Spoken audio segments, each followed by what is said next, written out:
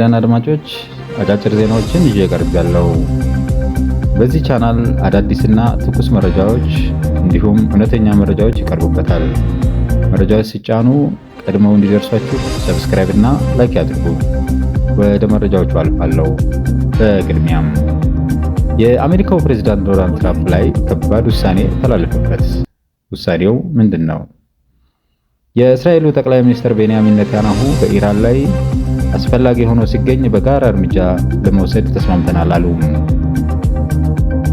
በእስራኤልና ሊባኖስ ተኩስ ለማቆም ተስማሙ። ፓትርያርኩ በምስራቅ አርሲ ጉዳይ ድምጻቸውን አሰሙ የሚሉ ጉዳዮችን በዝርዝር ታደምጣላችሁ። ወደ መረጃዎቹ አልፋለሁ። በቅድሚያም የአሜሪካ ሕዝብ ተወካዮች ምክር ቤት ዶናልድ ትራምፕ በኢራን ላይ ተጨማሪ ጥቃት እንዳይፈጽሙ የሚያደርግ ውሳኔ አሳለፈ። ይህ የኮንግረሱ ፍቃድ አልተሰጠውም በሚል ትችት ሲቀርብበት የነበረውን የትራምፕ ስልጣን ለመገደብ በምክር ቤቱ የተደረገው አራተኛው ሙከራ ነው ተብሏል። ውሳኔውን ያሳለፉት ከ215 በ8 በሆነ ድምፅ ሲሆን አራት ሪፐብሊካኖች ባለፈው የካቲት ወር ላይ የመጀመሪያውን ጦርነት በመቃወም ዲሞክራቶችን ተቀላቅለዋል። አሁንም ግን ምክር ቤቱ ያሳለፈው ውሳኔ ሪፐብሊካኖቹ በሚቆጣጠሩት የአሜሪካ ሴኔት ይሁንታን ማግኘት አለበት ተብሏል።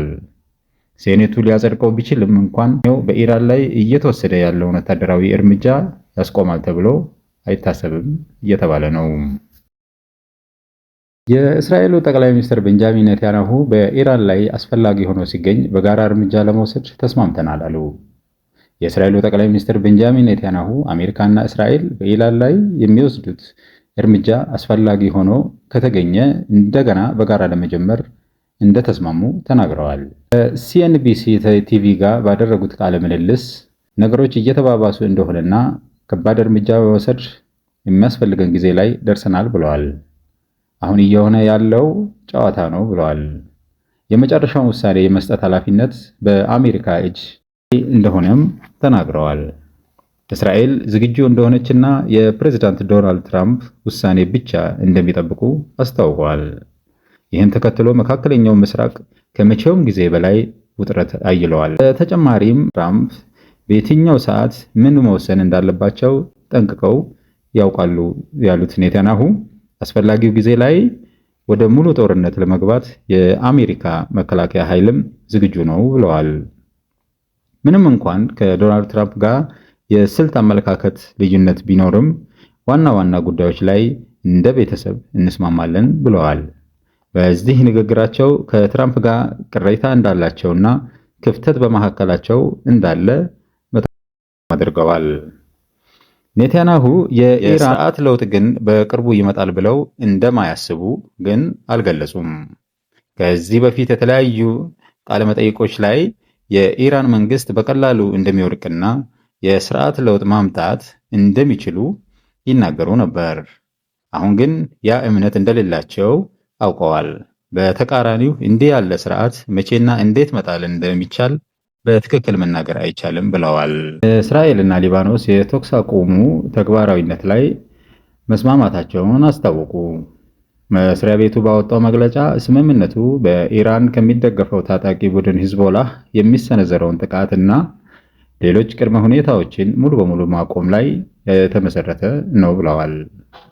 ሚኒስቴር መስሪያ ቤቱ በመግለጫው አክለውም ሁሉም ሀገራት በእስራኤልና በሊባኖስ መካከል ያለውን የወደፊት ግንኙነት በሁለት ሉዓላዊ መንግስታት መካከል መወሰን እንዳለባቸው ተስማምተዋል።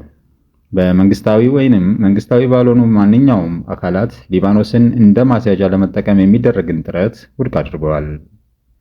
በሁለቱ ሀገራት መካከል ይህ ስምምነት የተደረሰው ሰኞ ዕለት ሂዝቦላ እስራኤልን የማያጠቃ ከሆነ በምላሹ ቴል አቪቭ ቤይሩትን እንደማትደበድብ ዋስትና መስጠቷን እና ከፊል ተኩስ አቁም መታወጁን ሊባኖስ ካሳወቀች በኋላ ነው።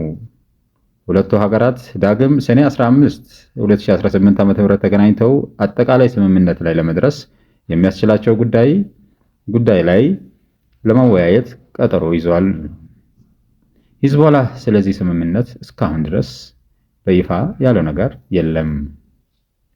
ፓትርያርኩ በምስራቅ አርሲ ጉዳይ ድምጻቸውን አሰሙ። ፓትርያርኩ በምስራቅ አርሲ የተፈጸመውን ጥቃት ተከትሎ ይህን ጥቃት ሰንሰለት በማቆም ወንጀለኞችን ለፍርድ አቅርቡ ሲሉ አሳሰቡ።